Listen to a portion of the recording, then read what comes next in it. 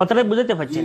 হ্যাঁ, এই কথাটি লক্ষ্য করা দরকার যে কোনো আলেম যেন কোন প্রতিষ্ঠান থেকে হেনস্থ হয়ে যেন বিদায় না হয়, এটা কিন্তু খুব লক্ষ্য রাখবেন।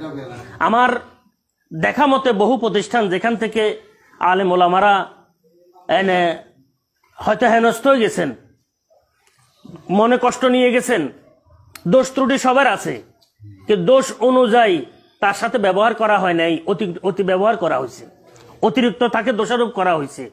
দেখা গেছে ওই সমস্ত প্রতিষ্ঠানগুলো দিন দিন জিমিয়ে পড়তেছে। হাজারো চেষ্টা কোশিশের কারণ মাধ্যমেও প্রতিষ্ঠানগুলা কি উজ্জীবিত হচ্ছে না, তরতাজা হচ্ছে না। কেন?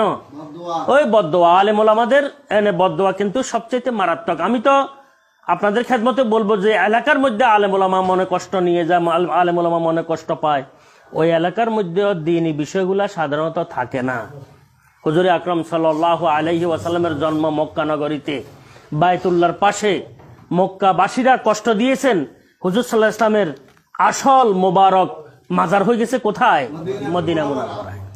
মক্কার মানুষের অবস্থা দেখেন আর মদিনা মানুষের অবস্থা দেখেন, আসমান জমিন তফাত। মক্কার পরিবেশ দেখেন আর মদিনার পরিবেশ দেখেন, আসমান জমিন তফাত। আজীব আল্লাহ পাকের কুদরত।